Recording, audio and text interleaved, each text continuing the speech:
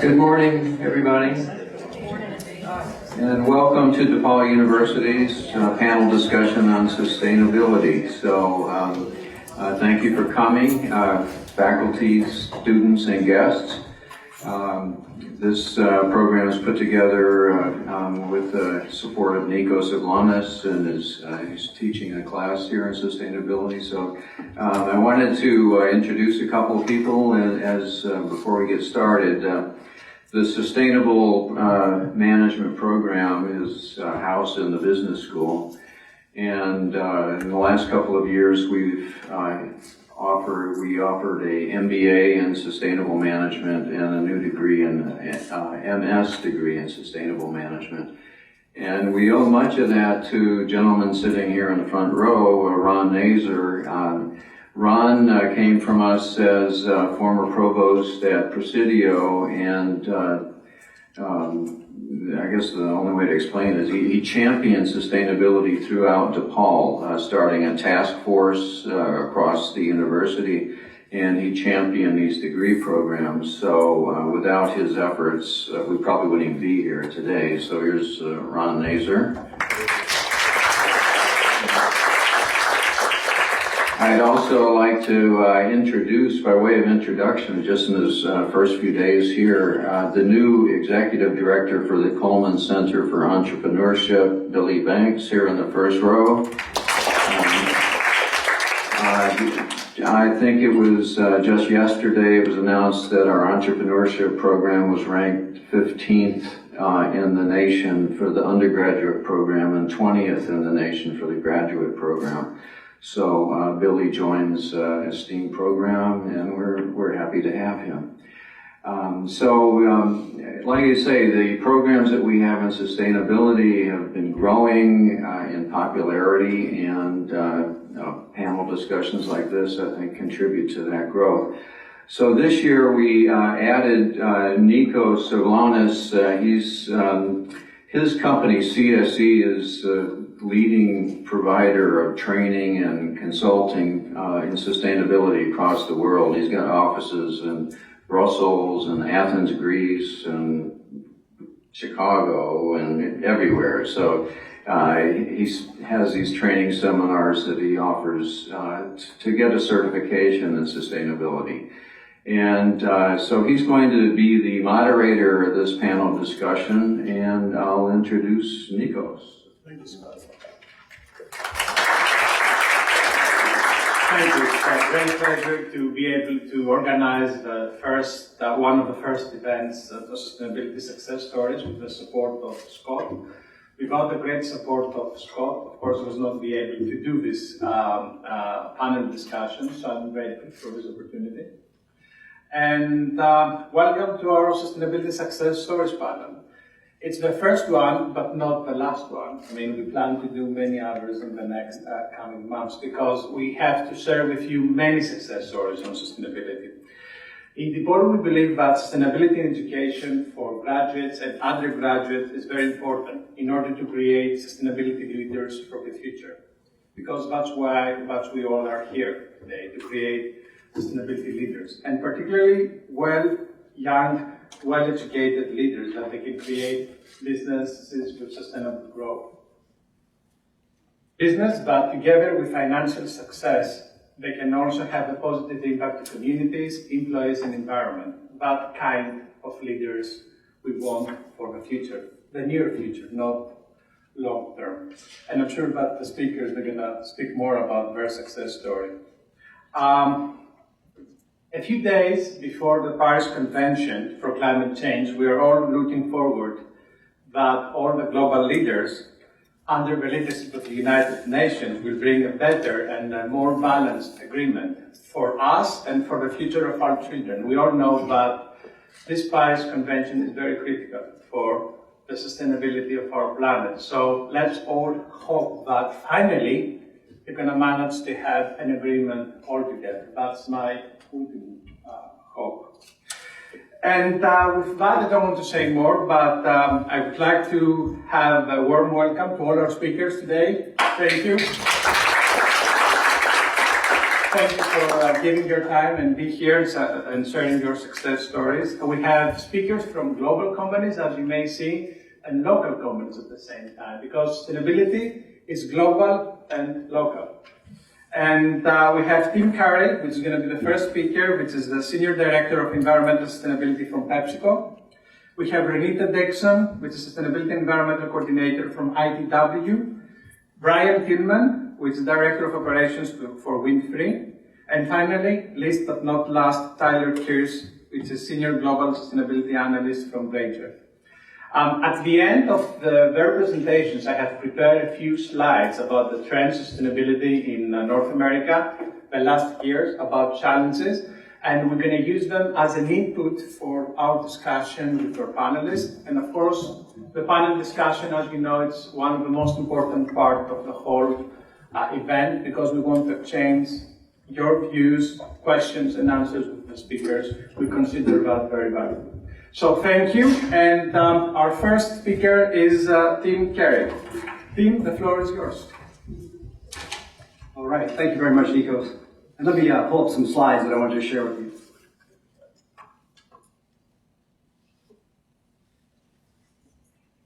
Very good. So, first of all, it's a pleasure to be here. Thanks for the invitation. For those of you who are expecting to see Megan Tranter, I am not Megan Tranter. She could not make it. She sends her regrets. And so, since I was local, they said, Tim, could you join? You may recognize this picture if you are a Westerner, or if you've been to one of our great national parks. It's Yosemite. It actually plays a role in our business. It's one of the source waters for some of our bottling plants. And so I kind of use this to remind people that if you exploit resources, you may affect something like this. It's not just free for the taking. But anyway, I want to talk more about success stories. And the first thing I wanted to mention, and again, I'm going to try to stay behind here. I tend to wander. So if I start to lose contact with the microphone, just wave at me. But the first thing is to kind of understand your business, because if you don't do that, you may have success at a micro scale. You may feel good about it, but it'll be largely irrelevant at the macro scale.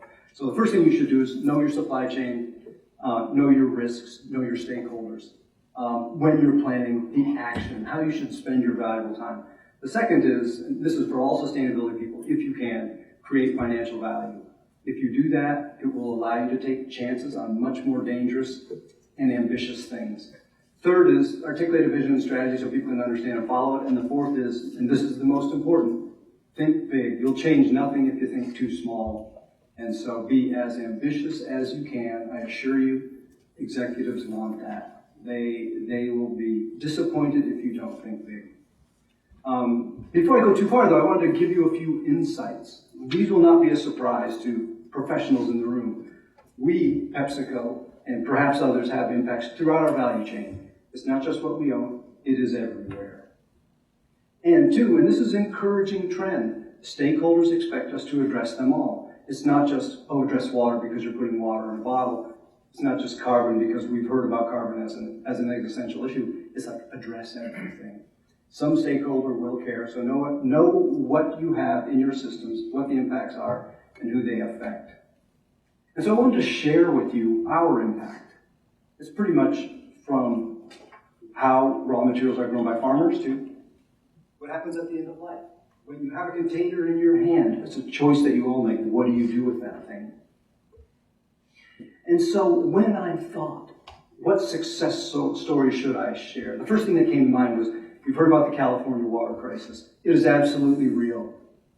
We've saved we have reduced our usage by 25% in 15 months. But I was like, I gotta talk about something different, even though the second largest reservoir in the state of California has been turned into a river. Then I thought, renewable energy, we've got some cool stuff going on in Arizona, some of the largest rooftop systems in the nation. We got a renewable energy expert on the panel. It's like, I'm not gonna go there, he'll just embarrass me. Then I thought products, we do some cool things with our products. We did this one a few years ago with Tropicana called Rescue the Rainforest. Consumers had to take an action. They had to actually look at the product they bought, enter a code. We would save 100 square feet of rainforest in the Amazon that was destined for destruction. If you go on Google, you could look at it. And I thought, that's too cool. I gotta do something. that gets back to the very basics, the first initiative in the sustainability world, recycling, to prove to you that even recycling, this boring 40 or 50-year-old topic, could be a success story, could be exciting, could be interesting even today. And so in a few minutes or less, I want to tell you about our 4 platforms. The first is events, and it was the last. It was like, when we do an event, when we support a 5K race, when we have a concert, we will be there to participate in the recycling so that we're not just putting garbage on the market and leaving it for the city to deal with. Second is colleges and universities. Well, I don't think DePaul's in the system, but we support a lot of colleges and universities with recycling programs if they don't have them. And we've actually been at colleges and universities that have no recycling bins on campus, which is staggering. It's like, in this day and age, you don't realize that you should be doing that. Third is on the go. So if you imagine a convenience or gas station where you pull in your car, are you recycling there? Is there just a trash can, or is it a place to put a can and bottle? And then fourth, and perhaps most importantly, is K through 12. Like, how do we educate and inform and develop the emerging recyclers so that we don't lose them? This is a picture from a local school. They seem to have gotten entirely out of control with the recycling program. What we do is we provide funding to them based on how much they recycle so they can invest in the traditional things that schools need. That's a long-winded way of getting to my success story. And I want to tell you about, this is Phoenix, the Super Bowl last year. And I have a group in Chicago, just a couple of team members, and we thought, how can we do something important in event recycling? And so the first thought was, let's go to the Super Bowl. What bigger media frenzy, what crazier environment could there be? Let's go there and recycle. So we went to Phoenix, or to Glendale, to the new stadium, to see if we could help with the amount of garbage that's being generated, and to certainly focus on cans and bottles, which are consumed like at an incredible pace in a hot environment at a party destination like this. And so the scope was simple, 500 branded bins. We provided bins. I took my team, who are like professionals like you guys, and we went down there and we put bins all over the Super Bowl, in the stadium, in the Super Bowl village, all of those places.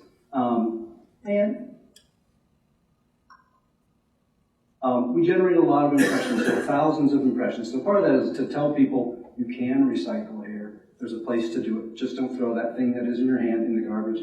And finally, at an event that lasts a week, we collected 1 million cans and bottles that would have gone into the garbage.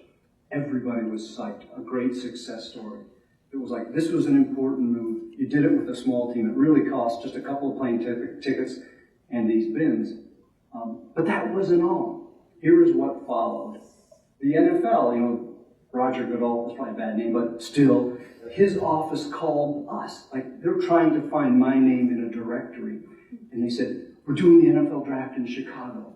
Can you come? And I'm kind of thinking, like, why is Roger and his team calling me? But they wanted to do recycling at the draft.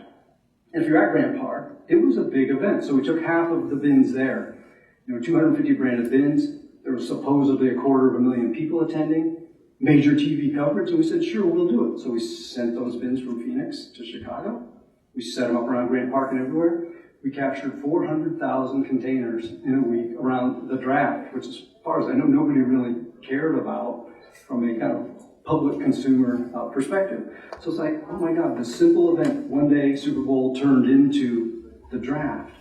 But it didn't end there. Folks from the city of Milwaukee Zoo said, we love what you're doing. We don't recycle at the zoo. We get 1 million plus visitors a year and no recycling. Can we get some of those bins?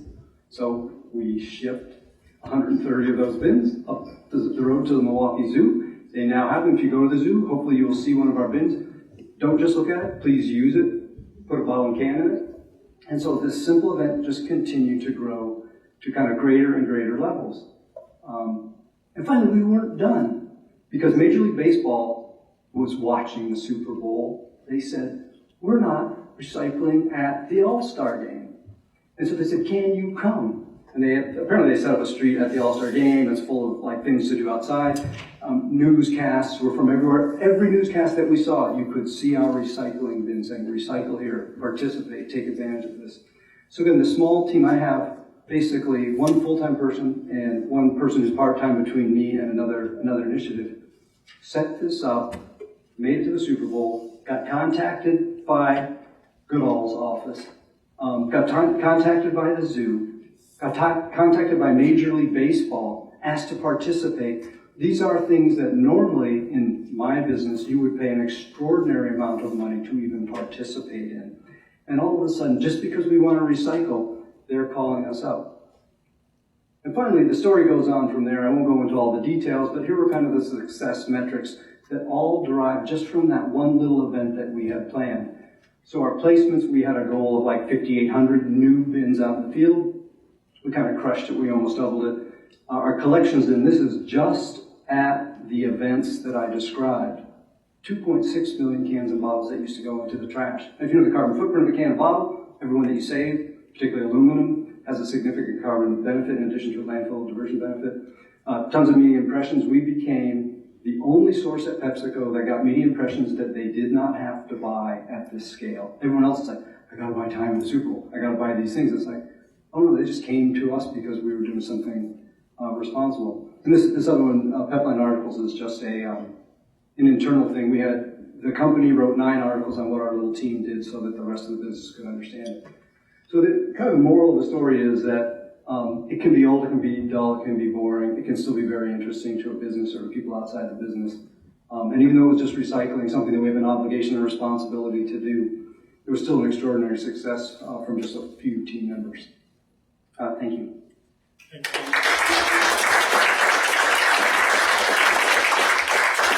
Thank you so much, Tim, for sharing your success story with us. I apologize, but I've never referred to Tim resume, so I'm going to do that right now. So he's the Senior Director of Sustainability and Recycling at PepsiCo Beverages in North America. He's responsible for developing and implementing the sustainability vision and strategy for the beverages business and Quaker Foods. Tim is co-founded and launched the PepsiCo US Consumer Recycling Programs, Renewable Energy Programs, and the Sustainable Fertilizer Initiatives in the beverage business. Thank you. Our next speaker is Renita Dixon from ITW. Let me say a few things about Renita. Renita collaborated with business units to develop sustainability strategies, lead the annual corporate social responsibility reporting team, and I'm sure you're going to get a lot of questions for the students on sustainability reporting.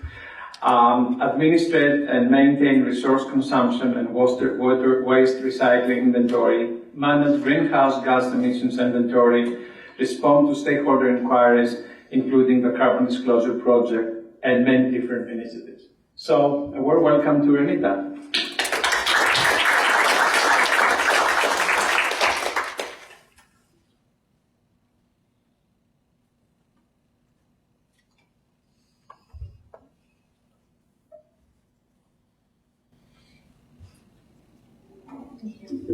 So good morning, everyone. When Nikos first asked me to speak and told me he was looking for sustainability success stories, my first thought was, oh, okay. The look on my face, you couldn't see it because you're Miss KV. Emo was more like, I wasn't feeling like I really had a successful story to tell, but maybe I do. You can tell me. Right, so let's go back to 2008 when I first took on this role. At the time, I just joined ITW Corporate as a Sustainability and Environmental Coordinator. ITW is probably the biggest company that you've never heard of. There are 60,000 employees, there are 8 operating business segments, and there are 840 business units with thousands of facilities in about 54 countries. And there were no corporate sustainability efforts. And as I go on a little further, you'll understand how ITW operates, and you'll have a good idea why there was no corporate level sustainability effort. And the acquisition model was growth by acquisition. So the highest time of acquisition in my time in that role was 52 per year. So that's every week they acquired a new company, which could be hundreds to thousands of facilities depending on what they acquired, and that does not include anything that was divested or merged. So ITW was always in this state of constant flux. And the little bubbles at the bottom, those are our operating segments at the time and the percentage of operating income. My responsibility it was pretty simple, at least if you look at these 3 lines, you think it's simple, but it's implement a sustainability strategy across ITW. Well, first, before you implement something, you gotta create something. We have to create, well, I say we, I'm the we, so I'm gonna say we a lot. So right now, the entire sustainability department is standing right here because ITW is linked. And we create a report annually and respond to any corporate level stakeholder inquiries that came through. And my friends at PepsiCo, they make sure they send us something every year. All right. So let's break it down. My first task, implement a sustainability strategy. Aside from creating it, I had to come up with how to do it for this diversified business. So we saw those 8 bubbles. Every one of those 8 bubbles has a different end market. So I've got Pepsi, I've got Granger to satisfy, I've got not so much you and your friends and family because most of our products are mostly business to business unless you look at right next to some of the automotive aftermarket parts. More than 50 countries, so you've got different languages, different cultures, and different regulations and things that are important to those different areas. And decentralized culture. If you know what a decentralized business is, anybody know what that is? It's a free-for-all. So pretty much you run your business any way you want to, as long as you meet your reporting objectives at the end of the year, which were financial at the time, the world sustainability objectives. And at the time, sustainability is like, sustainable what? What is that? No one knew what it was. So to overcome the solution, I took what I knew. You have to stick with what's familiar to you. So the triple bottom line was the most comparable approach to sustainability, because we're only dealing with finances, the environmental from a compliance perspective, and social, because you have to take care of your employees and the communities that you're in. So NICW has a outstanding charitable giving program through the Daxter Foundation. We have 3-for-1 matching. So if you give $25, the company will match it, they'll triple it. So that's normal for ITW. So I used that and combined it with our business model, which at the time was mainly 80-20. This is a Pareto principle. 80% of your income comes from 20% of your customers. So it gives you a way to focus. When you have all these large business, all these different customers, you need to focus because you can't focus on everything. And educate to help in that sustainable what question. The next one is kind of tiny because sometimes when you come up with a solution, your solution leads to new problems.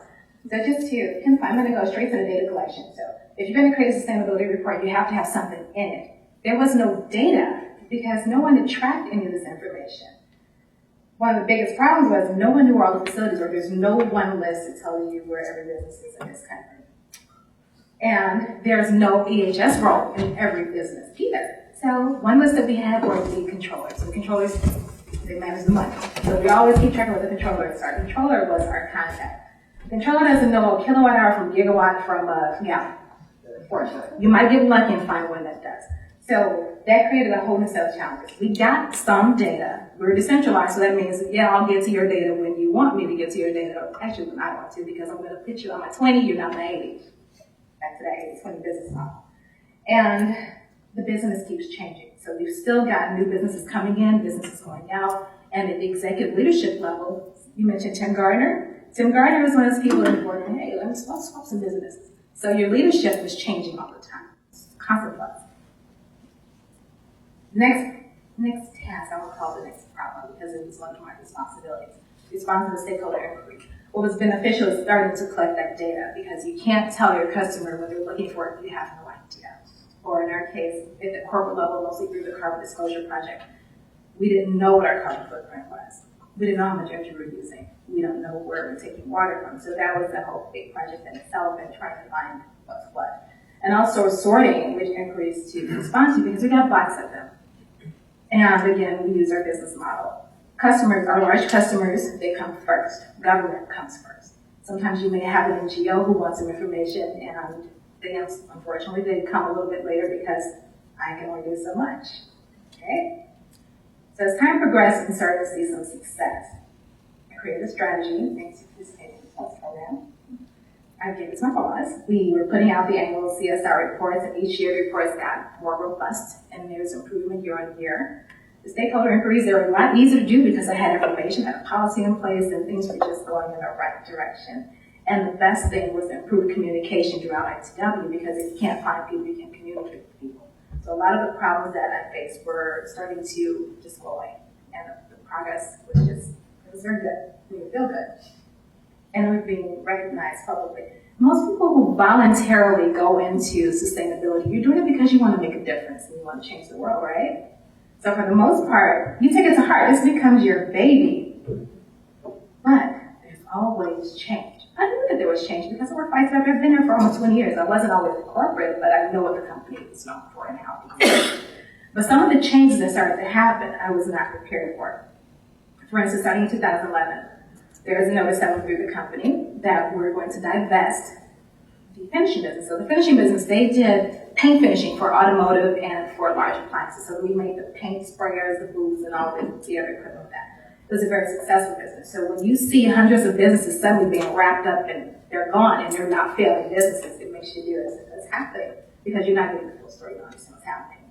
In 2012 hit, and also back to 2012, our CEO, David Spear, at the time, he got sick. And we noticed ITW was always a place where it was very open door. So you would see the CEO sit in the cafeteria, he speaks to you by name, that's normal. But when you notice David's not around, something kind of makes you wonder, where's David? David got sick. 2012, David passed away and took place, so you've got new leadership at the top. There's more growth and changes because there are talks about this relational investors LLC coming. And they have a reputation of being, unfortunately, they're called the corporates. They come in, they shake things up, they make a lot of money and move on. And there were talks of them joining ITW board of directors.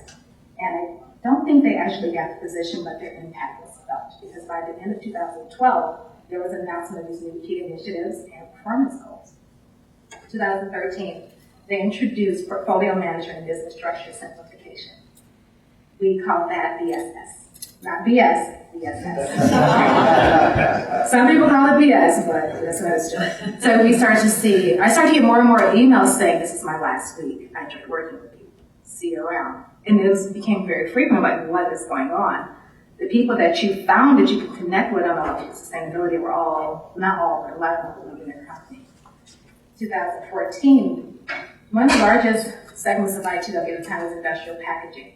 And they made plastic straps. So if you get a bundle of something that's got that little plastic strap, we made that. It was a very successful business, but this is where we learned what portfolio management and BSS actually meant.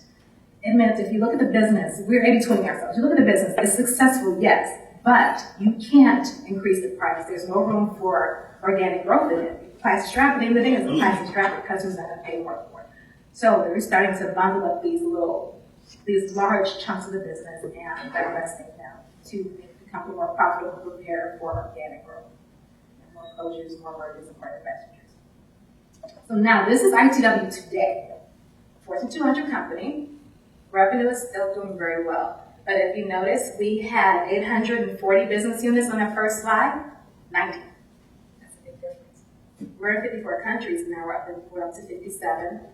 And we had 60,000 employees, we're down to 49,000.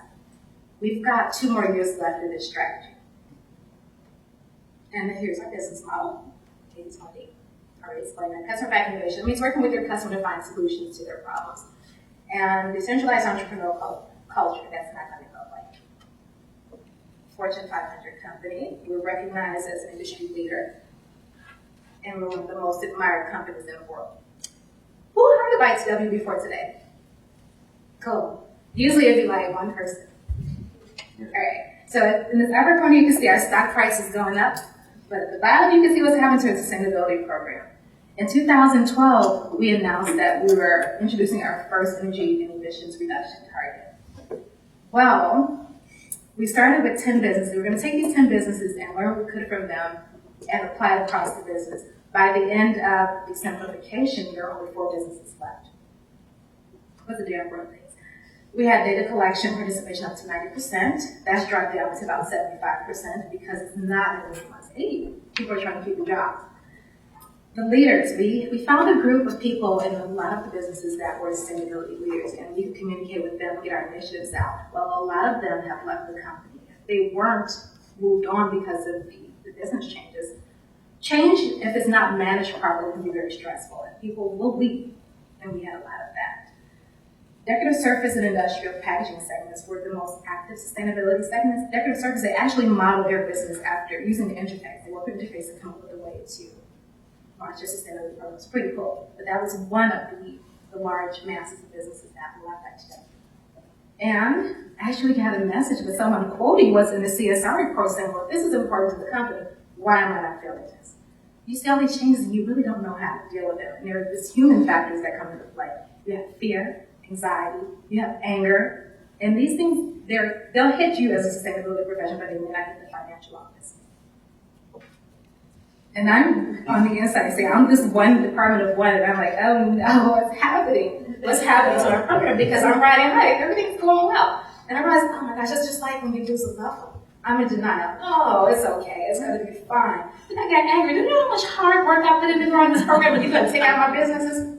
Then I started to bargain. Maybe there's a way. Maybe I can talk to so-and-so. We can talk a way to fix this. So-and-so was gone. Then I got sad. I was depressed, and that's when Nico's contacted me. I was like, I don't know how a success story that was so good. But then I accepted. It's like, oh, well, what can I do? At that point, you ball it up, you throw it away, and start over. And I realized everything that I listed as a problem was actually a solution in itself. The company was smaller. That's less data to track, less people to contact. I have more hands that I can put into the pot to make things better. New leadership. Well, that means new people with new ideas and more open. Focus on organic growth and innovation. We can come up with some pretty sustainable products if we focus on it now.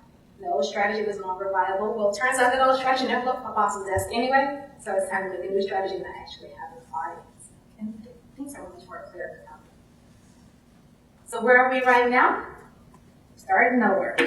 So I'm working on defining a new CSR mission, creating a new strategy. So I'm looking at our peers, listening to what they're doing and how can I make it better, looking at our customers and finding out what's important to them so that I can help to come with this new mission and vision. Looking at some new safety and environmental goals, because those were things that were questioned when we get those quotes about the CSR reporting. And just starting over with the new sustainability reviews, and hopefully we can get a lot more enthusiasm in this kind of process. So what did I learn from all this?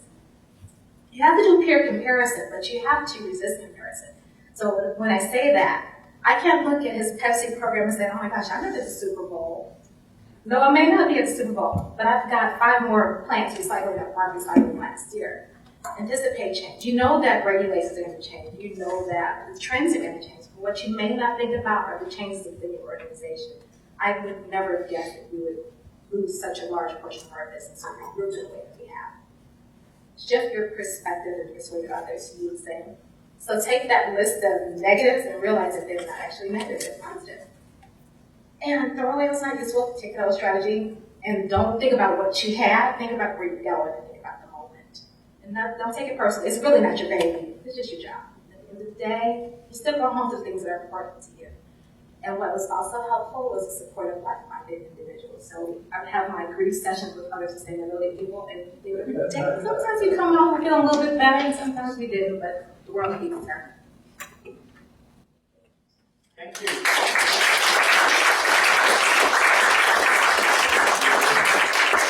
Thank you so much, Renita, for your enlightening presentation on your long sustainability journey. I'm sure we're going to be many questions during the panel discussion. The next speaker is Brian Tillman from Windfree. We're moving from a global level to a local level right now. Brian has a certificate.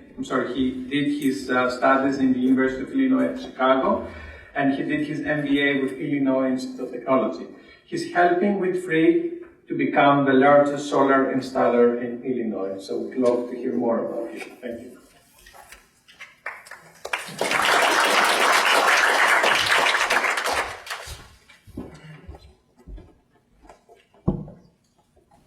First, I want to say thank you to DePaul, to Nikos, to everyone else that helped put this together, and for everybody here for your time. We're going to take this kind of from more of this global perspective, definitely to more local, and a little bit more entrepreneurial perspective. Our company works in the clean technology sector. So yes, we definitely do a lot of work in solar, but we also do a lot of work with vehicle electrification. So I decided that would be where I'd spend a little bit of time doing a discussion today. Talk a little bit about our background. Since we're a smaller firm, I want to just give you a little bit about some of the projects we've worked on, who we are, some of the trends that we looked at, how we analyzed and decided what our projects would be and what the solution would be, and then, of course, some of the challenges that we've had, some of which we've overcome, some of which we are definitely still working on, and then the impacts that we are seeing today, and then what we anticipate seeing in the future. So our background, we've done a lot of work launching electric vehicles into different organizations. We had the state of Illinois contract where we help supply electric vehicles to the state of Illinois. A lot of other organizations piggyback off of that, the county, Lake County, Southern Illinois University. There's been a number of different projects, 20 different projects that we've done with different municipalities or nonprofit organizations.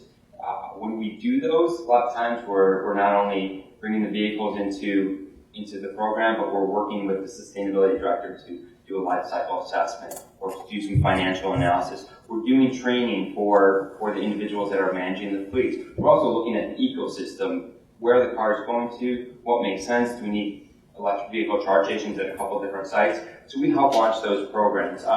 We also mentioned the North Shore Electric Vehicle Initiative, which we led many different municipalities as well in putting charge stations in both their works facilities or their personal facilities, as well as charge stations in locations where the public can charge at, maybe city centers, that sort of thing. This is a picture of iGo car sharing. There's solar, energy storage, electric vehicles, and electric vehicle charge stations, which we did several years back, and that is a little bit of a precursor to one project we worked on recently. So that gives you a little bit of an idea of what we've done. We've won a number of awards for some of these projects, but the one we're talking about is actually, that I'll be talking about today, is actually something that is newer and much more innovative, I would say. So we worked, how many people here knew about Uber 5 years ago? Let me see a show of hands. I don't think Uber was around 5 years ago, but, or you knew them in the investment stages. But now, how many people know about Uber now? And how many people have used Uber? So that would indicate that our trend is growing. Uber has kind of come out of nowhere. They're very big now. And it's not just Uber, it's kind of this ride-sharing services. Taxi cabs are getting on board and doing their own apps. There's Lyft, there's companies like Via that's out in New York, they're coming to Chicago. There's Sidecar, there's a number of different ride-sharing programs that we looked at and we said that there's a huge market, there's a huge upswing with it. There's also these societal shifts. People are sharing cars. People are sharing more. They're fine with ride sharing. There's this whole sharing economy that is growing, and there's just a conference, the Shared Use Mobility Conference in Chicago, and then one in LA this year, and I think that was the first time that they actually had that happening. There's bike sharing. There's so much happening with that, and people are really getting on board with it. That's kind of the younger generations are adapting to it, as well as everybody.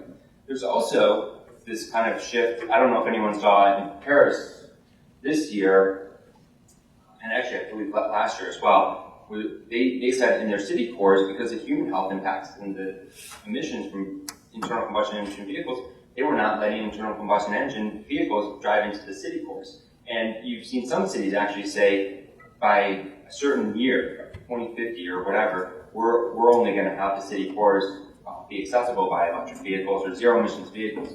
So we've seen these big trends and said, okay, that's something that we should be thinking about. There's also these trends. Back in 2009 when I was in grad school, we did a project for electric vehicles with a taxi cab company that at the time we looked at retrofitting the cars with 40 kilowatt batteries and doing 10 electric vehicles.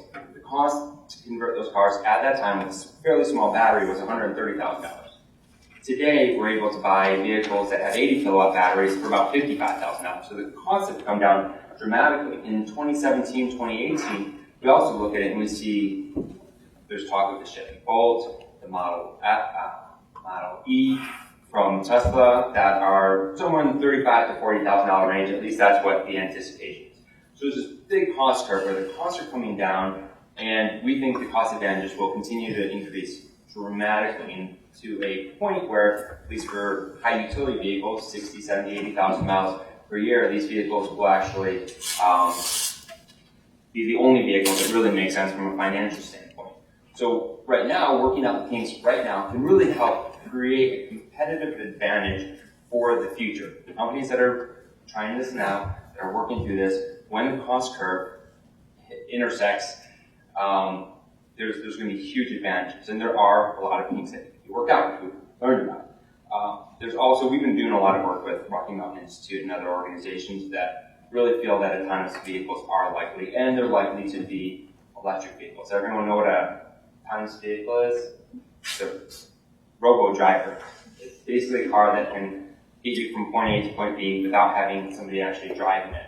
the operational familiarity with electric vehicles may lead to advantages in rolling out AVs. There's some hiccups that you're going to learn in launching electric vehicle programs that need to be worked out. If you're trying to do that with autonomous vehicles, it's going to be very hard. It makes sense to take it in phases. So, as we looked at that, we said, hey, there's probably a little bit of white space there and a void where nobody's addressing this. So we decided that we wanted to look at rolling this out ourselves. So that's the entrepreneurial piece. Electric vehicles we had to do analysis. We looked at, of course, electric vehicles have high upfront costs, but very low operational costs. Very few moving parts in electric vehicles, so the operational costs are low. The batteries are what makes up the bulk of the price.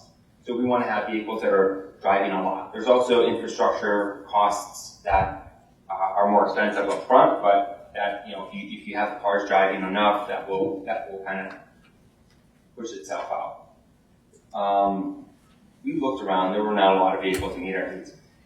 We wanted to go with Tesla. Tesla was a great car, and that was definitely one that we'd love to see still move forward. But at the time, we needed cars that had 200 miles of range. We wanted to be as cost effective as possible. They needed to be able to fast charge, and they had to be able to handle Chicago winters. We ended up going with a company called BYD. They're launching taxi fleets in Brussels and in London and Hong Kong and many different places around the world. They're BYD is a big shareholder. BYD is Warren Buffett, so we knew that looked good for us as well. They're kind of purpose built for taxis, so we went with that, and we've been really focusing on high utilization to leverage those operational costs. So we've been rolling out kind of this commercial car sharing model. We wanted to leverage those societal trends, and in Chicago, there's some incentives that are available. There's a program that recently rolled out that helps offset some of the costs because of a grant that was won by the Chicago Department of Transportation, Congestion Mitigation and Air Quality. So we kind of leveraged all of those, put together a commercial car sharing program. So created eRide. This is that's a screenshot of the website. Basically, people can join. They can use the vehicles. We went from having nobody to 150 people that are members over the last couple of months, and they are using these, the electric vehicles in their fleet to really drive people around for Uber. A lot of times you'll have one person come in the morning, one person in the evening. We have learned that there's some high demand times. We're working through some of that. Some of the challenges I'll talk about, it's a new car company. So when we were looking at this, we were originally thinking potentially about leasing the vehicles or doing something along those lines. We thought it made the most sense to do these kind of per shift car share model, so somebody can use it once. If they don't like it, they can use a different car the next time. So it actually, there was really no commitment for people. That got over a little bit of that new car company barrier. And once people drove the car, typically they want to drive it again. They had very good conversations with people in the car about electric vehicles. Some of them got good ratings, which matters from an Uber perspective. It was also a new business model. So not just us talking to the individuals that we were going to be driving the cars, but also the fact that when we were going for insurance, we had to explain the business model to them. And when we were doing other programs, we had to explain the business model to several different people several different times. Infrastructure has been a really big barrier to us because if you want to put in a charge station, you can't just go put it in. We're putting in fast chargers, so we're not quite a Tesla supercharger, but these are really high-powered chargers. So a lot of times we have to get all new infrastructure. It can take us 6 months to go from calling ComEd to get power put into a parking lot to when we're actually installing. We've had some where we found power and we can get them in a month, but it really just depends. So one of the solutions we've looked at there is we have some of our fleet. We have about 40 cars now. About 20 of them are electric and 20 of them are hybrids. If we find a site, we can put a hybrid in immediately, and then we can, as the infrastructure comes in place, we can switch that over to electric vehicles. There's also software that we had to build, and we had to kind of build that from scratch. So we built that from scratch, and the other piece to it is we actually had to integrate it with Uber. So what happens is I get an Uber car today, it'll look and it'll say, oh, well, Brian's going to come pick you up in a white Prius. So it'll say who it is, the kind of car they're driving, their license plate. But in the car sharing model, you may drive a different car every single day. So we need to be able to upload that information to Uber's website to say, well, Brian was in a white Prius today, the next day he's in a black BYD. So we had to integrate that software, and we were literally doing spreadsheets and emailing it to them, the night before at the beginning. Now we've kind of done this full integration of software and other elements to it. Another one, and this was a big one. We actually just solved this problem a few months ago, but there's insurance. So if I were driving my own car, I would just need my own insurance. But when I started driving for Uber, they provide commercial insurance. Well, since this is car sharing, we need commercial insurance for this. There was no insurance policy at all, and at least that I knew about, and we looked up and down. So we actually had to create an entirely new insurance policy that was commercial, because commercial insurance is extremely expensive. It could be $8,000 per vehicle per year. So if we were putting in insurance, but Uber was covering it for 75% of the time when people were actually driving, we were overpaying by a tremendous amount. We needed to create a commercial insurance policy that was on when it was in our garage or when it was not being driven through Uber, but then it basically turns off when Uber's insurance turns on. So there was a big kind of integration for that. We've got that now pretty much worked out, and I think that'll be tweaked over the years to come to be even more effective, but we've reduced our premium tremendously through that. And then there's also high demand times. So a lot of the drivers would want to be driving on weekends and on evenings. We also wanted to get people driving during the week. So we've actually done some partnerships with Google Express and Amazon now, because a lot of those do deliveries during the day. We also, the Uber Pool is coming out, which will be during kind of, probably be used primarily for when people go to work. And there's some other dispatches that we've been working with that have a lot of interest in what we're doing. So that'll probably help with some of the high demand. We're still working through a little bit of that, but we've definitely resolved a lot of issues kind of tied to that. So right now, like I mentioned, this is still in the early stages. We have about 20 vehicles on the road, but those vehicles are trending to get about 70,000 miles per year, maybe a little bit more than that. The nice thing about this is when you look at it from a high utility standpoint, that's the equivalent of switching over 100 vehicles to all electric. The other piece to it, and I do a lot of work on human health impacts of this within different areas, is that these are in city cores where more people are walking around, more people are affected. And now we've got several transportation providers interested in what we're doing. We have a lot of taxi cab companies, very big ones, a lot of different, so taxis, other dispatch services, and other organizations that are looking to us that have thousands and thousands of vehicles in their fleet. Some of the taxi cab companies are saying, well, this is great. Maybe we should be providing vehicles to Uber, to Lyft drivers, to other drivers. So we're seeing this expansion that, yes, it's 20 vehicles, and we're growing. It's 20 vehicles that we're doing. I can see this being tens of thousands of vehicles in the very short term. And I think everybody's looking at this saying, we don't do this now, we're going to be so far behind the curve that we will become essentially irrelevant in the years to come when the cost of these vehicles come down. So again, reduced emissions, I just did. U.S. Department of Energy, reduction in emissions is about 75%, and then zero emissions strictly in cities. So that makes a big impact. There's definitely fewer vehicles on the road from an environmental impact. Fewer vehicles means less embedded energy. Also, perhaps fewer parking lots or less infrastructure that goes into this. There's also I'll call it electric vehicle impressions, and that I think people have talked about that. From a marketing perspective, that's huge. There are thousands. Right now, we have thousands and thousands of people that have conversations about the electric vehicle. Pretty much 50% of the people that get into their car say, what kind of car is this? Oh, it's an electric. And then the drivers say that, for the whole rest of the ride, they're talking about electric vehicles. We also charge the vehicles off of solar as much as possible, so that actually reduces emissions a little bit more, but as much as possible, we have that in place, which is a really good story for the people that are riding the car. A lot of those people then start to think, well, if there's a cab that can, essentially a cab or a Uber car that is driving me around and driving 70,000 miles a year, maybe an electric vehicle is okay for me too. So I think that it will actually help the transition to electrified vehicles in the years to come considerably. Of course, in the future, we want to charge more and more. So I think that that makes sense, or other renewable energies, whether it's solar or wind. I think there's a huge push towards electric trucks and buses. There's Los Angeles, Colorado, London, they're all doing electric buses.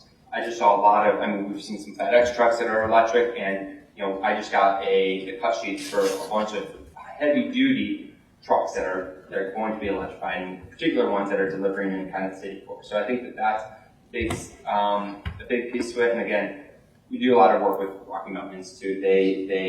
There's an article Jonathan Walker published fairly recently talking about autonomous driving and the fact that it's just from the fuel alone, it's probably about $1 trillion in savings in the U.S. annually. A gigaton of CO2 emissions that will be reduced annually, and 2 billion barrels of oil. So I'll leave it at that.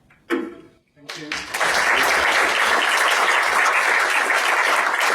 Thank you, Brian, for sharing with us an interesting solution, current and future solution with electric vehicles. Of course, at the end, you're going to get a lot of questions about the life cycle assessment of this vehicle, comparing with the traditional one. So I'm sure you're going to be a problem that. Great. So our last speaker is Tyler. Tyler is from Grainger. He's the senior global sustainability analyst. He has 7 years experience in corporate sustainability management. He has worked with non-for-profits and Fortune 500 companies, and he has an MBA from Cayley School of Business from Indiana University. Welcome.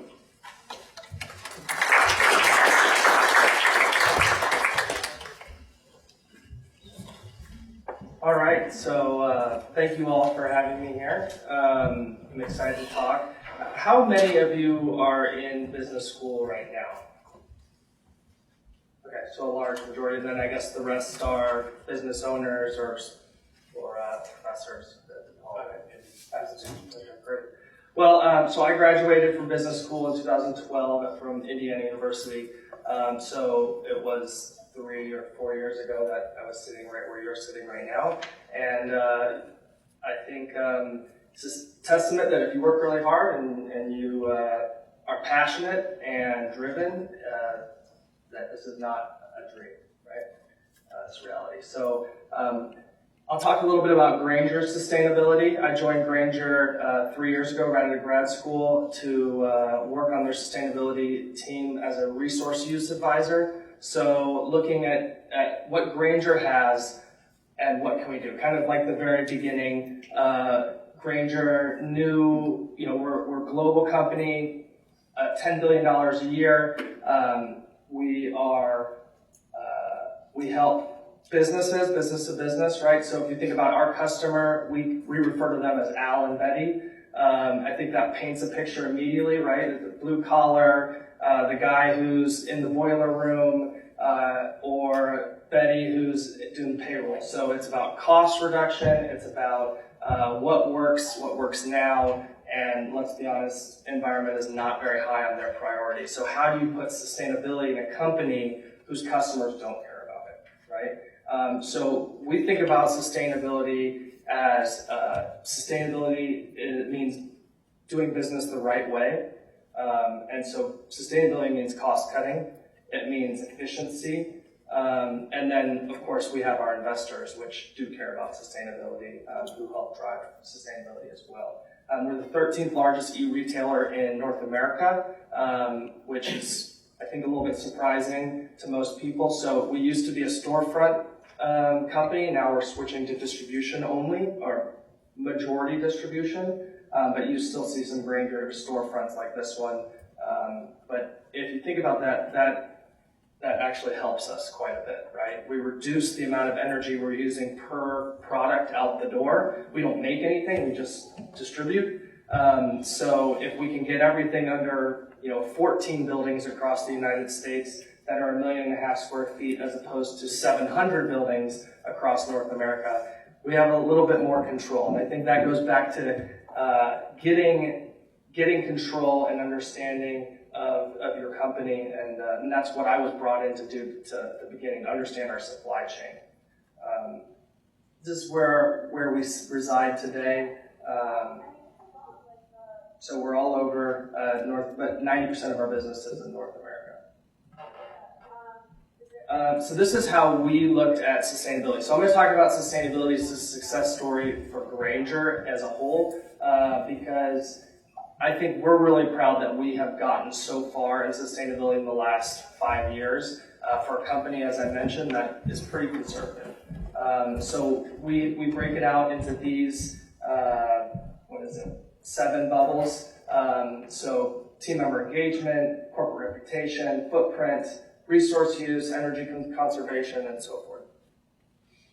So team member engagement, what we started with was getting a group of like-minded individuals at Grainger, because not everyone is Al and Betty at Grainger. We have people like me, people like you, who are interested in sustainability, but maybe work in marketing or maybe work as a supply manager at a distribution center. So we got as many people as we could who thought about this regularly, who thought about ideas. It's kind of an innovation center for our community at Grainger, where if they think of an idea on how they can make their business, marketing, supply chain, sales, make their business more green, they have an outlet to inform the sustainability team and corporate communications and their leadership that we have sustainability improvements and efficiency improvements and cost-cutting improvements.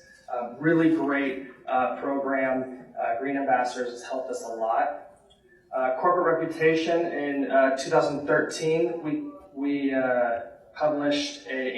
began publishing an annual CSR report with 4 pillars around corporate social responsibility, where sustainability is just one of those. And that's really all I'm going to speak to today, because those are 3 other groups that we're not part of unless we get together for the CSR report or leadership disclosure and so forth. Carbon footprint strategy. So we started publicly disclosing our carbon footprint in 2011 to the CDP. Does everyone know what the CDP is? It used to be the Carbon Disclosure Project. Now it's just the CDP, because they do carbon, they do water, they do forestry, and so forth. But it's an investor group that has committed to using our carbon footprint as an indicator to the health of our company. So Grainger has committed in 2011 to do this annually, and we've gotten better and better every year. Unfortunately, I didn't update this slide. In 2014, we went down a little bit. We went to 91 from 93. And this year, we've improved drastically. We're really proud, and we're in leadership category. Really excited to go to New York next week, which I'm not even allowed to talk about. But really excited. Yeah, so shh. But really cool. I think it speaks to that ability to get people together, get people thinking about it, get people involved in Grainger, and then making everyone understand the importance of it.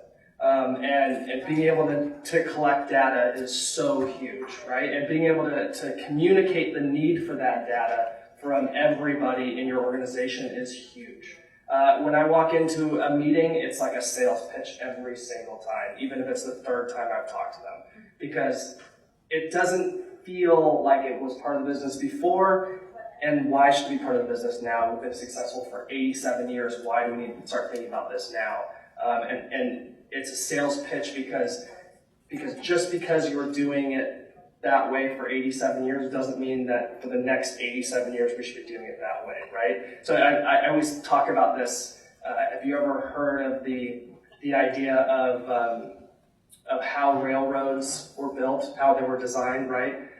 Based off the with 2 horses' asses, right? So if we could redo the railroad system, we'd make them 4 times larger, so we could move 20 times the amount of weight across the country with half the amount of energy.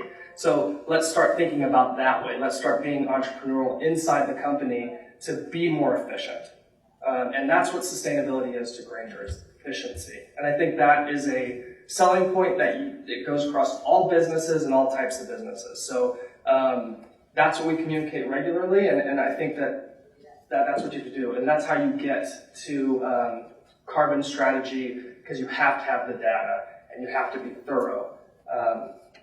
And I think the same thing about recycling, right? Data is king, and that takes so much work, because you're talking to Patterson Recycling Center in California and Waste Management and Avant-Garde and all these companies that have never given you their data before about your recycling and your waste. They just send you the check and it gets invoiced through AP department and someone pays for it because that's the cost of business. But nobody's ever thought about, well, is that the right dumpster? I mean, should we be picking up twice a week or once a week? Should we be weighing it? Should we be checking on how much we're weighing, or should we be selling our recycling? And I think this is really big. So in 2012 or 13, when I started at the very beginning of 13, I really focused a lot of attention on recycling in our distribution centers, trying to get to zero waste in our distribution centers.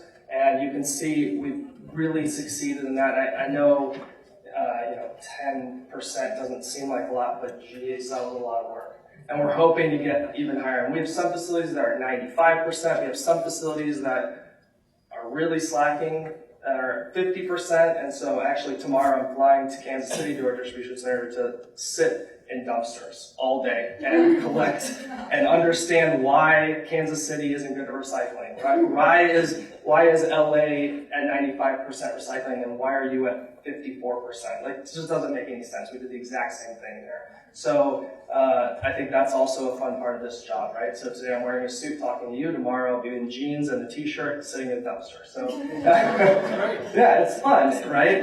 It keeps you active. So we look at efficiency. I think this is a good indicator. LEED is a good indicator of building efficiency efficiently, and that's what we promised, that all major construction is going to be LEED certified. So we built a brand new data center in Lake Forest last year. It was the very first LEED certified, version 4 LEED certified data center in the world. Really cool stuff. Got us to get involved in things we never been involved in before. Really innovative things like empathy wheels, which is a huge wheel made of thin mesh that rotates, and you have air going in the bottom and the top, and the mesh collects heat. So heat from the servers, the air cools the air, and then it turns, and then the air from the outside cools the mesh on the top, and the empathy wheel will turn. Really neat stuff, really simple stuff that just wasn't used before, wasn't thought of before very often. And solar energy, all those things we use at each of our facilities, some more than others. We look at lowering demand at our facilities, lowering peak demand to save energy costs. So if you really think about Grainger's sustainability team, it's really sustainability and energy. And I think energy is so easy to have big wins, because every time you reduce energy, you save money and carbon footprint. So it's great to get really knowledgeable at energy. You don't have to be an energy manager, although it helps. But you do need to have an understanding of impacts of energy so that you can write business cases about how maybe we should be putting battery storage in our LA distribution center. Maybe we should be putting solar panels in New Jersey, or maybe we should look at the Bloom Energy Box in Indiana. What can we do to reduce carbon footprint through innovative solutions, or sometimes it's just operational. This is a graph of our usage at our headquarters in Lake Forest, okay? And you can see, I don't know if you know how energy rates work, they rate you on your peak demand, right? So every red dot is when the utility decided to check and see how much energy we were using, and at that point they set our rate based off of that energy use. So you can see we did really good, because these are chillers. We have big ice cooling machines that we build ice at night, which sees our energy spike, but we can do it at night because it's cheaper. And then during the daytime where the red is, we just run air over our ice, and that's how we cool our building. But once a month, and this happened every month for years, you'd see this big spike, okay? And that's when our maintenance team decided to check if the coolers were making ice properly. So nobody thought, that just ruined that $1 million investment we made to put chillers in there, because they decided to check every day, and it wouldn't have done anything had we not been looking. And so that little change, by moving that test to the evening time, we saved $120,000 a year. And that's literally someone just switching their roles during the day. So lots of opportunities, and I think we all know the benefits of reducing demand during the day, cleaner energy that we can use more regularly. So solar is a big thing at Grainger. It's becoming bigger and bigger. We have a distribution center in New Jersey at 3 megawatts, which is a really lucrative market because of their SREC exchange, their solar renewable energy credit exchange, which makes payback super quick, and anything after that super lucrative.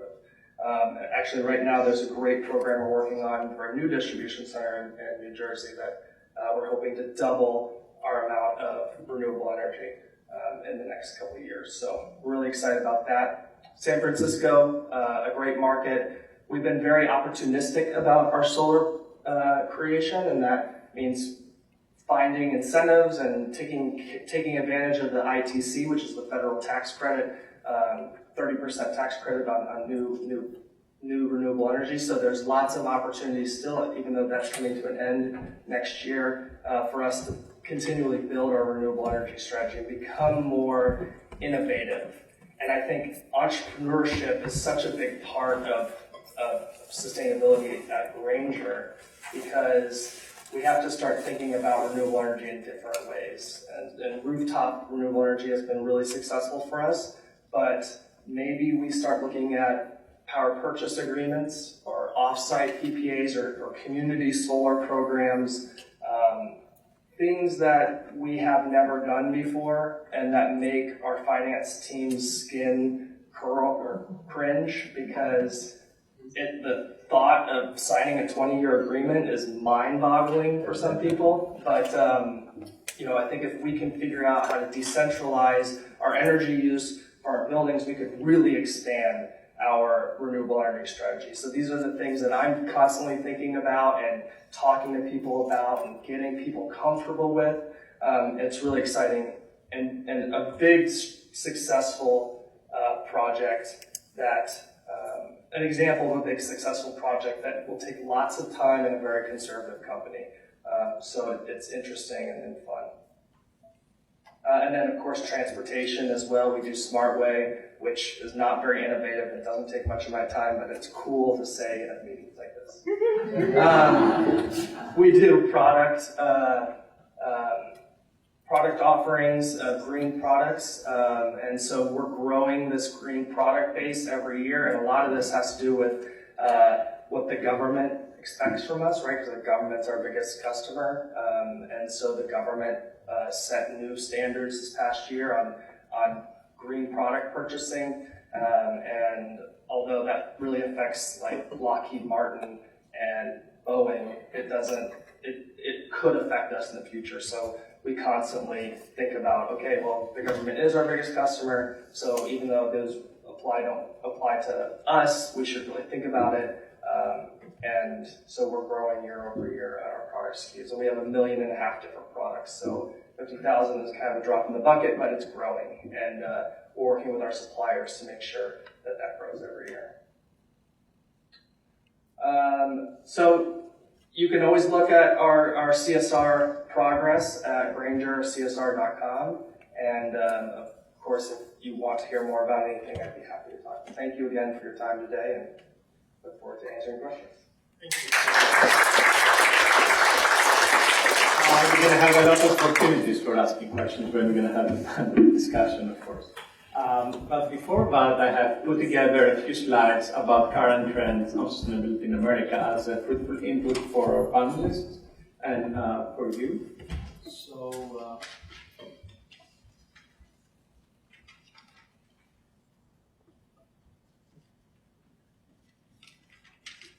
So there are many different surveys the last 2 years on sustainability trends in the US, and here we can see McKinsey Global Survey 2014. According to this research, 79% of the executives said their CEO is convinced on the value of sustainability. Sustainability is driving revenue and savings, but also sustainability is a source of competitive advantage. Also, we may see here that they see more and more CEOs, they see sustainability less as an improved operational efficiency and lower costs, because this is an old story, and more than alignment with business goals, missions, and values, but also building better reputation, which is a very, very positive thing. I mean, definitely it's an issue of improving operational costs. There's no question about that, but more and more they see that more as a reputational and alignment tool with business culture and values. The next slide is about another group, the Ethical Corporation, Trends in 2015, which is a recent survey. So according to that, sustainability solutions become more open and distributed, supply chains become more transparent, water risk from awareness to action. We're going to see more and more on water the next coming years. Minimizing food waste, it's a key trend. Big business turn to renewable power, and I think your example, it's a great example. It proves the validity of the trends. And also, we're going to see money flows where sustainability grows. That's also, we're going to see more and more money there. Where more sustainability, more money will flow. But also there are challenges. Challenges, according to the same research issued by the executives, the most important challenge is continuous integration. It's very, very difficult. And as Tyler mentioned, tomorrow you're going to wear your jeans and you have to go to Kansas City and find out what is going on there. So it's about integrating sustainability within the different supply chains and operations. It's very, very tough and demanding. Engagement with stakeholders, partners, industry peers is challenging as well. Identification of strategic priorities among many different priorities. Risk mitigation, reporting on the right metrics, global footprint in the supply chain are very important challenges in North America the last years. Also, I have put some information about what stakeholder wants. And of course, I pick up first investors. So according to, again, the same research by McKinsey in 2014, the investors want more data on how sustainability factors influence operations and commercial performance. They want to see the link between these two areas. They want a clear link between sustainability factors and financial materiality in financial reports. They understand sustainability as a means to reduce volatility. They want to see comparative language in sustainability reporting, and by the way, sustainability reporting is booming the last years, particularly in North America. And they want to see more data on social inequalities and transparency in the workforce. That's what the most of the investors want to see in organizations. What consumers want? Consumers, they have picked up their key priorities into three areas. They want to see organizations promote a commitment to honesty and transparency, firstly. Secondly, we want innovation that is going to improve health and prosperity. They want also to enhance credibility through communicating real, and I'm going to underline the term real, with tangible impacts. They want to see real communication of real things happening and very, very positive impact. Last slide, what students want. And of course, you can also join that discussion, but this is a global research on what student wants and how they relate the sustainability concept. And as we may see in this graph, they relate mostly the sustainability concept with water, society, ecology, resources, food, mobility, energy, career development, and greenhouse gas emissions. That's the key elements of connecting sustainability with what they really want. And with that, it's time for our panel discussion. So before we start your questions, I would like to have a brief comment with each one of you about the trends and the challenges within your organization. So I would like to have a brief comment. So Tim, would you like to start first? Yeah, you bet. Am I on? Am I live? Yes, it's on. Okay, I'm on now. Hey, anyway, so I think most of those are right on target. There are a few that I might quibble with. Like consumers probably the biggest one. Consumers are apathetic. 5% maybe care. The majority of them go to the store or make a purchasing decision, they do not consider anything, they're certainly not reading annual reports. I forgive them for that, they're adults. But it would be great to see consumer movement, because consumers can change the world, and I assure you, if you decide to select products based on their sustainability attributes, we will notice if you pick our product. Our competitors will notice if you pick our product. They will change more rapidly than any other single point of influence. So consumers really matter. That's the only thing that really lags in the market today. Investors care, that's great. NGOs care, but consumers still lag. Right? I also agree that was my biggest issue with what we just saw. But I'll talk about something else I think is also important. Water, I see up there as really important, and I think that it is really important, but it's very difficult, and I don't think that anybody really understands that the effects of different things that you do in your life and those effects on water. And so, and water's always been a free thing for the community. So if we need to take it past more than just caring about it, but really understanding it, and we're just at the very beginning of understanding it. Ready? Well, I agree. I agree that there is a lot that the consumer can do to drive sustainability. But what I'm seeing, the same as mentioning, I'm seeing a lot of apathy from consumers. We get news that, the consumer cares, but when you look at your sales, the biggest concern is still price and delivery. Consumers, the average consumer does not read a CSR report. They don't read an annual report. Even when I asked our investment relations group, well, what's the real feel from Wall Street? The CDP says that the investors care, but there's no proof that the investors are caring. The information is out there for them if they really want it, but I'm not seeing the impact on the business world from that. I think that as consumers, we can drive both the investors and the rest of society.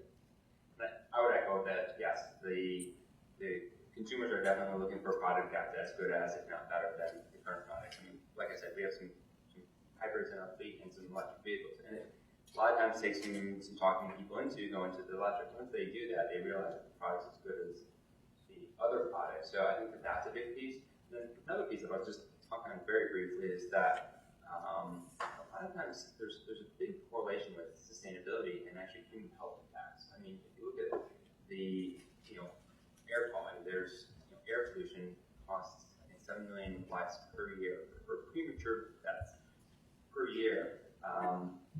Worldwide, and when a lot of times people don't correlate those. I mean, some people do, but I think that there's more and more of a correlation of that needs to come into. If we're living a more sustainable lifestyle, reducing our emissions, it will have an impact not just on the environment, but also on ourselves, our human health as well. Right. Time for you. Oops, we have many questions. So, yes, sir. Would you like to say more about you? I mean, I didn't mention any of it. Well, my name is Ed Ramsden with DePaul University, the Corporate and Employer Outreach Division of the university, and I really appreciate the insights that all of you brought to this session, especially with the future here, the students that are involved in this. In fact, so I had a couple questions. First question I had goes back to what you were all talking about regarding the consumer. Are you seeing this consumer, and I'm using this word lightly, apathy regarding sustainability across generations? Because in my viewpoint, I'm thinking of the millennials, and I've been reading a lot of articles about how they are very, very concerned about the not only the economy, but as well as sustainability and the environment. Are you seeing this apathy with that group as well? And then the second question is, especially relating to our future here, is I noticed that all of you are, or some of you are working in these corporations, and you're the ones that, it's just like you have a small group of people in your department that really carry on or take the task of sustainability. Do you see over time that corporations will hire more people where then you can get the help because of Ms. Dixon? I mean, you're the clarion call. You're the person that's doing the work, and Tim at PepsiCo, you said that you have 2 people in your staff. Is there a drive? Because of course, investors want to see a return, and they want to also see that you're being socially responsible or responsible for what's going on in the sustainability issues. Is there a push to say, look, let's hire more people out there? Because I'm sure those that are interested who are going to school here in the fall would like to see opportunities for jobs in the future. Thank you for your great question for the Sorry, students. it's a For the little students, who's going to get the first question? I'm actually going to touch on, we do a lot of consumer research, obviously, and there's really a difference among demographics. Millennials are kind of interested in it a little more so. But one place where there's uniform interest is college campuses, which is interesting because that's a voice the administration hears, and that's a voice that we hear very collectively on topics that matter. It could be about divesting in coal-fired energy, it could be about bottled water, it could be about a number of things, but we hear it very clearly. But we don't see it in purchasing behavior, and that's probably what I meant most acutely. They wouldn't say, I care about the fact that you use GMO-free, or I care about the fact that you use Rainforest Alliance certified or organic. I mean, you'll get a very small percentage of the population who reacts to either what you have on label or what you say in your sustainability report, or does the research to say, I'm going to buy a cola, is Coke better than Pepsi? Let me make my decision based on that as well as the usual price, quality, flavor, stuff. Renita, would you like to answer the second? I think that as time progresses and sustainability gets more embedded throughout organizations, there won't really be a need for a large sustainability department because it becomes the responsibility of everyone in the organization. Well, I personally would like to see a larger department because it's the department of one at a time. Yeah, I think millennials do care about sustainability, but as a millennial, we're so in debt that we don't have the ability to purchase the grass-fed beef that we know is better. I do think that mostly it's apathy. I think that people think, yeah, okay, I know water is important, I know energy is important, I know reducing landfill is important, but I don't know how to do that, and I'm too tired to think about it right now. On the other point about growing sustainability, I think that maybe sustainability within Fortune 500 companies or companies, I don't think those departments will grow. I think she's right. I think those departments are going to be 1, 2, 3-man departments always, and so they're going to be very competitive to get into. But what is going to grow is renewable energy companies or recycling companies or water reduction technology companies. Those are where you can look for jobs and those industries are going to thrive. Yes, there are all sustainability jobs in any case, right? Ryan, last comment? Yeah, so I would definitely say that, I mean, there's probably some different pieces with demographics that appreciate it, but a lot of times people look at kind of the bottom line, and we just met with a company that's actually thinking about doing solar. They're a supplier for coal, and coal is pushing them to say, hey, we need your reports to understand what you're doing to become a more sustainable company. So they're looking, so it helped push them towards saying, hey, does solar make sense? This was for a solar project. Does solar make sense? What's the return on investment? Maybe the return on investment may not hit their actual hurdle rates, but the owner is actually a very, very sustainably minded individual to begin with. So he's saying, hey, it's not hitting our hurdle rates, but we're going to move forward with it anyways because I personally want to see it, and I think it's a good investment for our money, but also because we're actually getting this kind of push down effect. So I know a lot of the large companies here probably are encouraging their suppliers as well to do that, and that actually does have a very big effect on individuals. It's a motivator for them. We want to keep the business with that large firm. We're going to do what we can to help. Great. Yes. I have a question for Tim from PepsiCo. Two-part question. First question is, do you guys produce all of your packaging materials, so your bottles and cartons for your products? No, we don't. I mean, we have to buy resin. Sometimes we'll blow the bottle ourselves, or we'll buy a preformed bottle. And then for paperboard and some of those forms, of course, we mold them in the shape of the package and then fill it.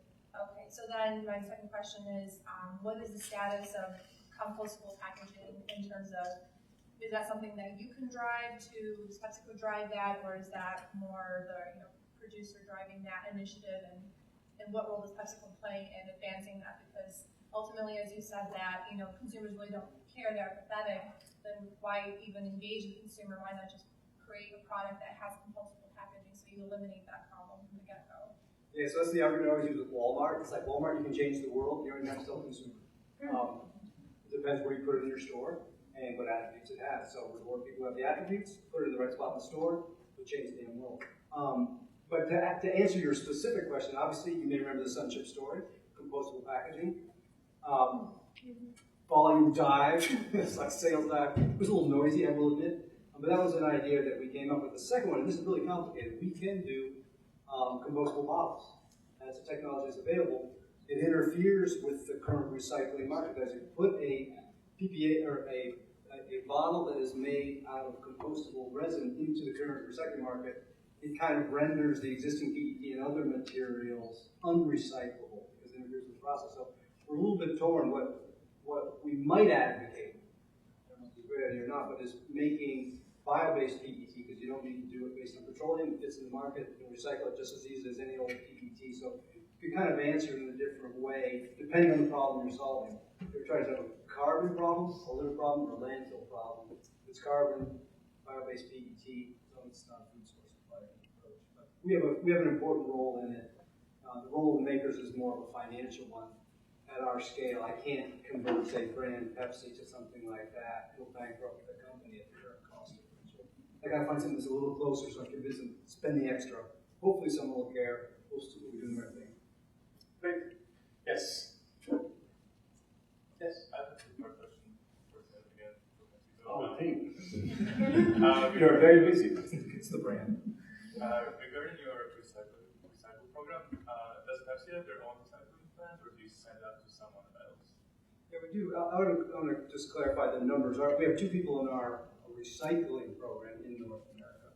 I have more people than that. We grew by 20% last year, but it's mostly the stuff that Tyler discussed. It's energy conservation, water conservation engineers and scientists. They're like, they provide financial value. I can justify them really easily. But we do a lot of separation in our plants, and then it goes to a third-party location for bulking and for kind of conversion into a reusable product. But we're the number 1 buyer of post-consumer recycled content on the market, and we could use more if we can get it into the market, so that's why we're recycling it. So, God sakes, let's get it back and we can use it. Sorry? Yeah. One more question. Yes, please.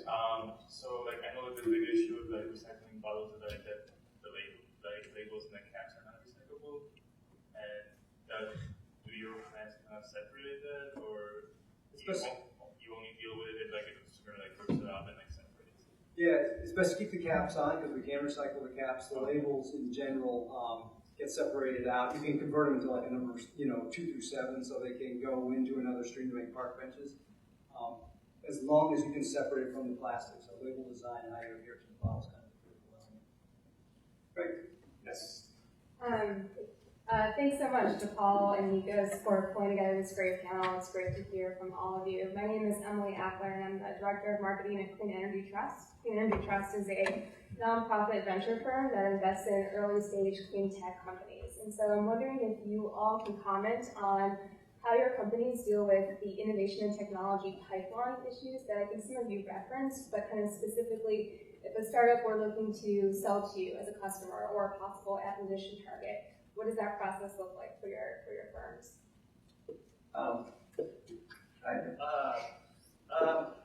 Okay, I think that there's a minimum threshold you have to meet to do business with a large company like Grainger. And I'm not going to speak for every other company, but for Grainger specifically, there has to be proof that your technology works in multiple different organizations, and you have to be cost competitive. But relationship building is always a part of business as well. Great. Yes. I have a question. My name's Kathy. I work with Lineman Studio. We're a web design and development company, and I'm a self-appointed CSR head of about 7 people in our office. ironic. We work only with companies with corporate social responsibility programs or secondary education, but we don't have much other than would be court certified. We don't have much at our company that is maybe shows up our leadership in that area. So, like, back to my question is getting stakeholder buy-in in a small company or a mid-sized company. It's been a big challenge that I've seen a lot. And you touched on it perfectly, Tyler. Walking into any meeting, I feel like I'm in a sales pitch just to convince the owner of my company who makes their own deodorant that we should be more progressive in this. So, can you speak to stakeholder buy-in and maybe even convincing customers and clients that it's a good idea? It's only for Tyler or anybody? Anybody, yeah. Yeah, okay. Renita, would you like to? I was all prepared to give us a Tyler can get some time to think and answer. Well, when you It's a difficult question, by the way. It's a difficult question. I think you need to find out what's most important to the stakeholders you're after. For instance, you mentioned the owner. What is her motivation? What drives her? If you can prove to her that taking on a CSR strategy has been more profitable and made maybe the owner's lives of another similar business a little bit easier, she'd be more prone to jump on. So if you can find a product that's maybe similar, it doesn't have to be the exact same product, but maybe even if you're touching the same market, and show that this customer, they took out whatever this negative ingredient is. What's your goal? Other than to get, what is your final goal? I can better answer if you can tell me what your goal is. Why do I want to do CSR in our company? Yeah, and why are you targeting a specific product? Are you So I'm a new business manager. I manage the sales there, and we are going to talk about how we can help your company have a better CSR program. We build great websites that really market this. I want to walk the walk too. Selfishly, it is for sales, but also I do it too. So I want to be able to say that I'm doing something that feels good for yourself. So pick a starting point. Pick that one thing that's going to draw you first. And if you're passionate about it, most likely you'll get that buy-in a little bit easier. But then look at your peers and see what they're doing, your competitors, and see what your customers are looking for. So start gathering some information. It's always nice to be able to say, well, this is a great thing to do, but when you've got some numbers to back it up, we'll get further. We can talk more afterwards, too. Great. Yes. Hi, my name is Alex. I'm also with CET, and I have a question kind of generally about policy. We were talking about kind of consumer apathy, and so if the driving factor seems to be price. So do you see the costs of pollution or the costs of not recycling, like the externalities that are not being factored in? Do you see that changing anytime soon through policy initiatives that your companies might be promoting to be able to build in consumer interest, right? Is that a way to drive those programs through backing such things like a carbon tax initiative or a variety of kind of penalties for not recycling, right? Building in those kind of policies. It's a great question. Tim or Brian? Well, and hopefully this kind of answers your question, but we've been working a lot we do a lot of work with monetizing green attributes, whether it's RECs, LCFS, RINs, whatever those are. We are working at that and finding ways for basically incentivizing our electric vehicles. So basically reducing our cost basis for the electricity, or if it's solar, it's helping our clients increase some of their revenues from this. In addition to that, as an example, with the Uber project we've been talking about potentially like an Uber Green type app, something like that, where it's an electric vehicle that would come pick you up. And there are some airports that have been reaching out to us saying, hey, we're thinking about letting Uber into here. We need you to consult us on what we need to be doing. And they're saying, well, we may say that, yes, only electric vehicles can be the ones that pick up there. Or maybe they're getting in front of queue priority access. Or there's a lot of different things that go into it from a policy perspective that can really push it forward. We're also, RMI, and I think this is all public knowledge now, Rocky Mountain Institute is working with the City of Austin, City of Denver to really push vehicle electrification. And they're the ones that are going to be working, they will be working very directly with those cities and with the mayor's office, the city manager's office, to actually look at policies that will incentivize taxi fleets or other fleets to really start to think about, hey, how do we move this forward, and how do we do this in sync? Very good. Peter? Sure. My name is Peyton Brown. I'm one of Nico's students in Sustainable Management. You always want to get also questions from students in recommendations. So my question to you guys, I've reviewed many of your sustainability reports, and I've noticed that in regards to greenhouse gas protocol, many of these reports address Scope 1 and Scope 2. However, very few seem to kind of wade into the murky waters of Scope 3 emissions, kind of green direct emissions. I was wondering if you guys have any examples of steps you've taken or ideas for steps that you can take, perhaps in regards to your supply chain management, that could make this indirect impact data more accessible. Get this question. Scope 3 is really hard to do, and it's mostly because of the data collection problem, right? I think that's what you're talking about. How to encourage our suppliers and our vendors to give us data has to start through procurement, indirect procurement, and it has to be built into contracts. I think that it's one of those things that it's not the reason we're ever going to pick a vendor because that they can provide us with that data, but when we get to the final stages of an RFP and we have 3 vendors, it should be, I'm going to take that back. Before we get to the final stages, it has to be one of those like, okay, can you do this? If you can do this, you can move forward, but that's not why we're picking you, right? And so I think that's what we're trying to embed in our indirect procurement is, okay, you have to meet the bare minimum, and the bare minimum is, no child labor, good data for sustainability, and whatever else it is. I think that's how you encourage Scope 3. Scope 3 is also not really important.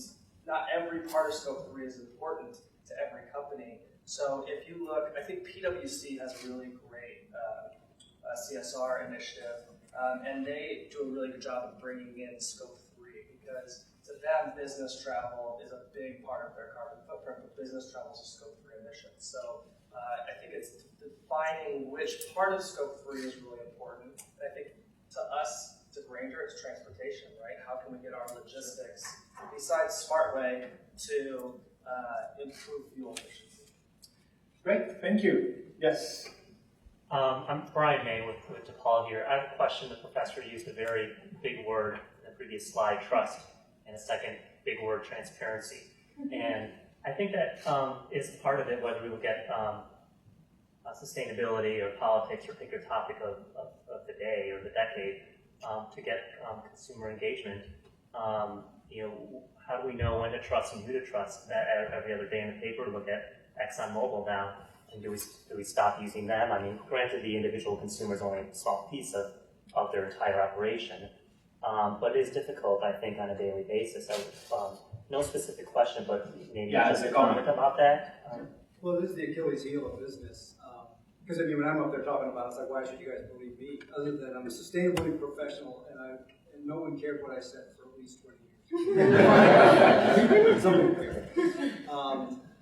And transparency is a scary thing for executives. I mean, I assure you that. And it shouldn't be, because every time we have been transparent with scary stuff, it's like, wow, nothing happened. Actually, in some cases, people thought a little bit more of us because we were honest.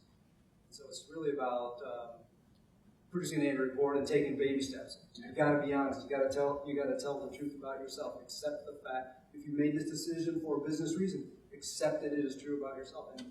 And once they kind of get over the fact that people won't storm the gates, they'll get a little bit better, and then hopefully generate more trust.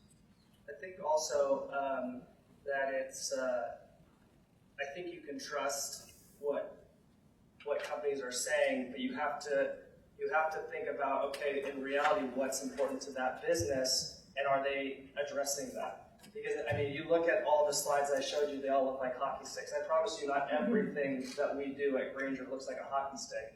But I think those are the important things to Grainger, right? I think improvement in those areas are important. And until somebody comes to us, investors, customers, news, nonprofits, and say, you guys should be focusing on this, and I don't see any reporting on that, I think that will help beef up sustainability in business. Great. Yes. Hi, Cassie Carroll with the Illinois Sustainable Technology Center and the Illinois Green Business Association. Thank you for your presentations and your candidness with that as well.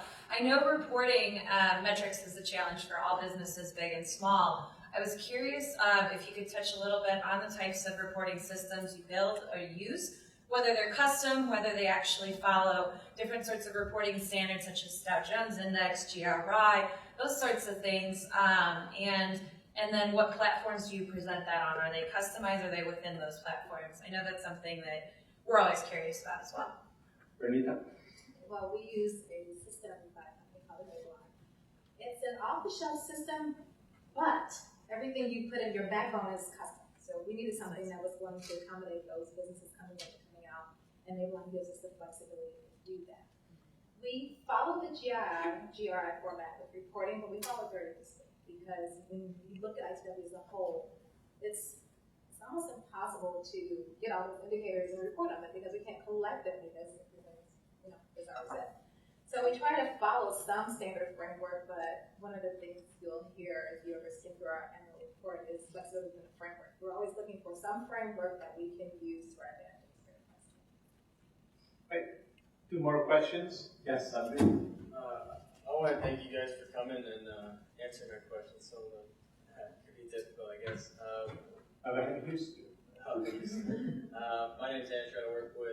I am also a student of Nikos, and I also work with HBK Engineering, which is sports comm ed, and it's currently growing right now. My question goes to each of you, I guess, or any one of you, on whether you have tried to develop a team within the company to support you. Because each one of you said that you're kind of small on your own, but in our company, we don't even have a sustainability team per se, or anyone running that department, but each member is trying to be efficient in their own way. So I wanted to understand if you guys have worked with or partnered with individuals within the different departments of your company. I put out a call for anyone in any business unit that is responsible for sustainability within a business, and that's how I found a scattered team to work with. So it's almost voluntary. And we've grown a handful of headcount, so I think we started out as like 4 people and we're up to 12 or 14 right now. And you gotta present the business case. And I had a slide earlier where I said drive financial value. That's how we got the trust. So if I hadn't gone in and said I can save you money, the sustainability program saved $13 million last year. Second largest profit center in our operation. And that allowed me to do recycling. Because when I said, I'm going to save you money, we're going to recycle, they're like, I don't know if I believe that, but you build a little bit of credibility, you let you take chances on things that are a little harder to demonstrate. It's all about business case, persuasion, talking to companies, talking to NGOs, getting anyone you can to support the cause and trying to get people to see what the future will likely be like. Because too often we wait for it to kind of run into us. Okay, last question. Sorry, Ron? Okay, both of you. Please, go ahead and then Thomas. My name is Thomas Weber, Jupiter Oxygen Corporation, a clean energy technology company from the Chicago area. My question goes to those that operate internationally, maybe also to Nikos.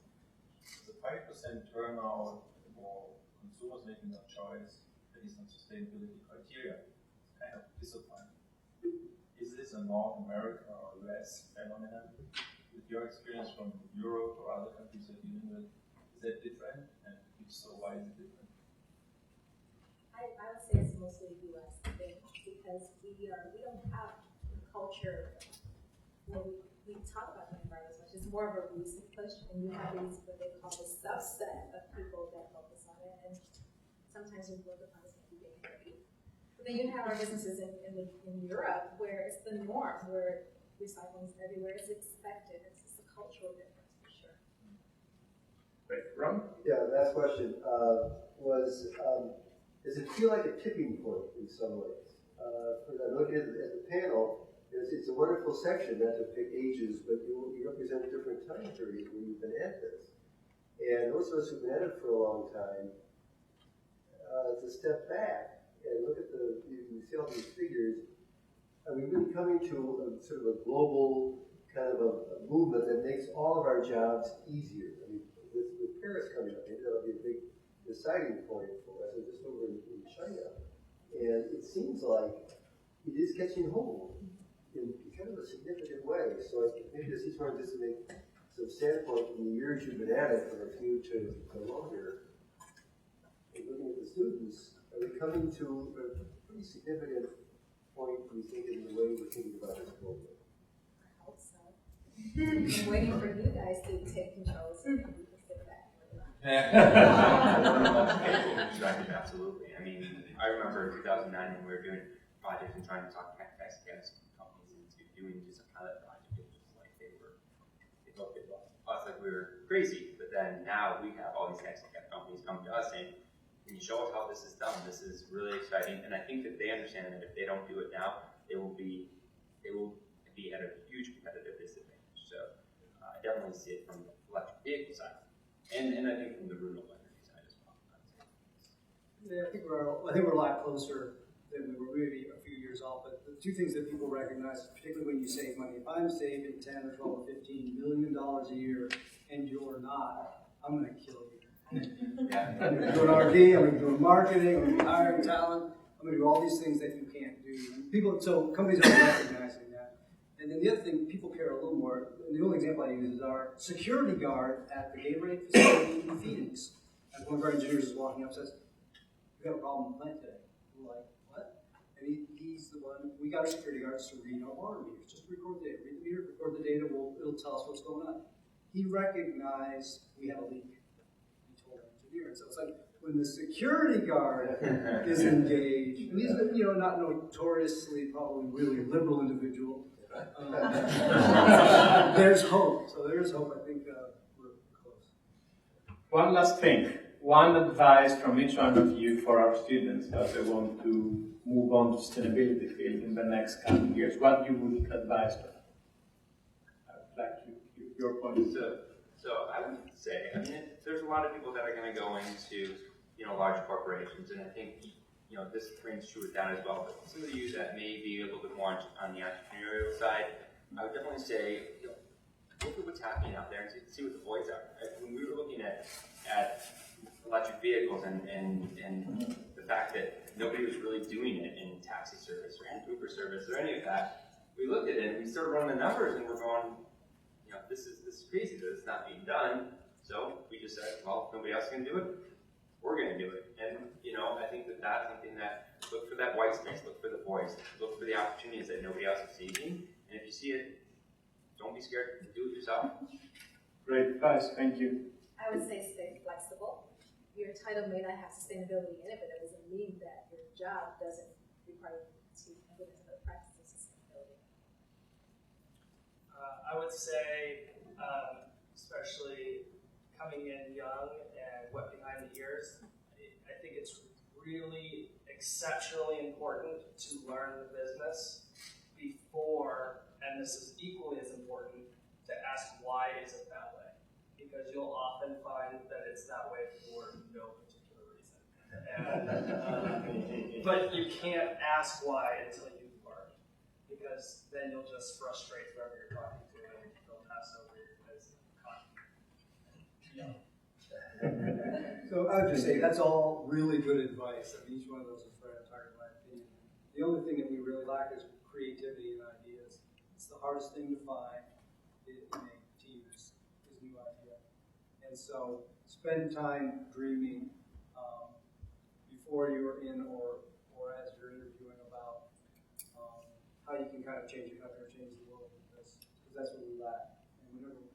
And nothing that I did, certainly nothing that we did in our company, was something we necessarily dreamed up. Someone told us about it, gave us the idea. We're smart enough to do that.